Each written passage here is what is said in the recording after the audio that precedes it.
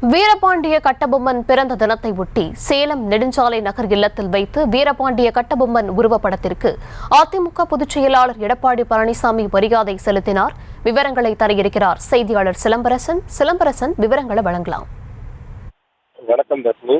வீரபாண்டிய கட்டபொம்மனின் 206வது பிறந்த நாளையொட்டி சேலம் நெடுஞ்சாலை நகர் இல்லத்தில் வீரபாண்டிய கட்டபொம்மனின் உருவப்படத்திற்கு அதிமுக பொதுச் செயலாளர் எடப்பாடி பழனிசாமி மலர் தூவி மரியாதை செலுத்தினார்.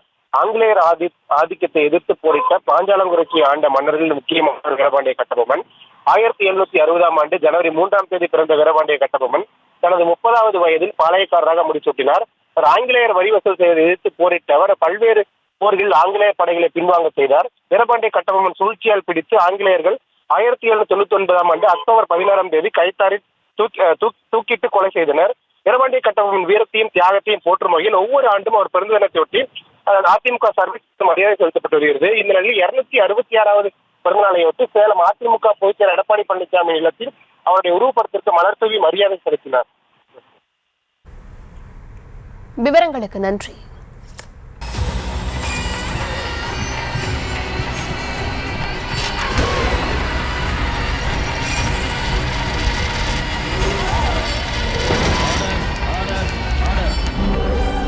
நிகழ்தகவு குற்றங்களின் மறுபரிமாணம் நாள்தோறும் இரவு 10 மணிக்கு இணைந்திருங்கள் நமது நியூஸ் தமிழ் தொலைக்காட்சியோடு.